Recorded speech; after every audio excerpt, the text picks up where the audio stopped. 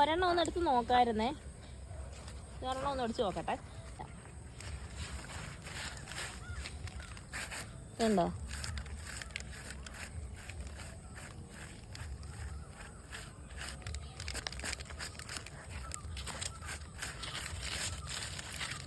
ഒരു പൂവിനകത്ത് ഒരുപാട് വിത്തുകളുണ്ട്.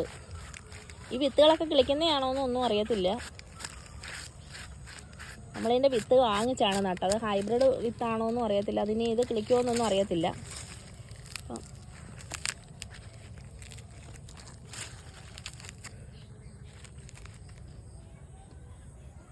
ഓരോ വിത്തുകൾ ഇത്രയുണ്ട്. പക്ഷേ ചില സൂര്യകാന്തിയുടെയൊക്കെ വിത്ത് വലിയ വലിപ്പമുള്ള വിത്തുകൾ നമ്മൾ കണ്ടിട്ടില്ലയോ?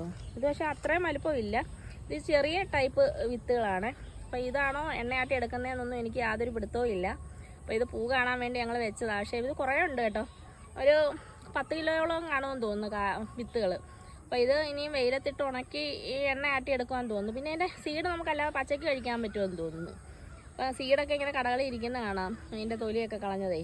അപ്പോൾ അതേപോലെ പച്ചയ്ക്ക് കഴിക്കാനും പറ്റുമെന്ന് തോന്നുന്നു. അപ്പോൾ ഇനി ബാക്കി എത്ര ദിവസം വിളവ് വേണമെന്നൊന്നും അറിയത്തില്ല. ആരെങ്കിലും അറിയാവുന്നവരുണ്ടെങ്കിൽ ഒന്ന് പറയണേ, എത്ര ദിവസം ഇത് വിളവ് കിട്ടണമെന്നും പിന്നെ ഉണക്കിയെടുക്കുന്നതൊക്കെ എങ്ങനെയാണെന്നൊന്നും നമുക്ക് ഒരു കാര്യങ്ങളും ഇതിനെക്കുറിച്ച് നമുക്ക് അറിയത്തില്ല.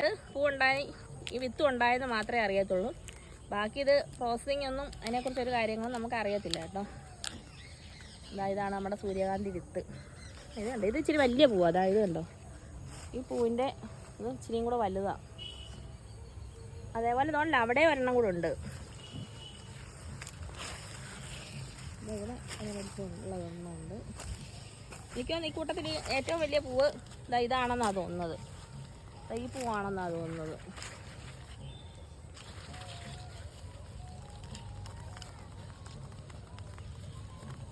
കണ്ടോ, ഇതൊക്കെ ഇവിടെയൊക്കെ ഇപ്പുറത്തെ സൈഡിലൊക്കെ നിൽക്കുന്ന അത്ര വലുപ്പമില്ല. ഒരുവിധം വലുപ്പമുള്ള പൂക്കളാണ്.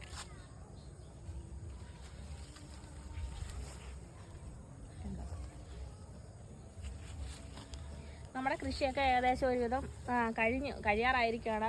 കുറച്ചൊക്കെ വിളവുകൾ കിട്ടുന്നുണ്ട്. കുറച്ച്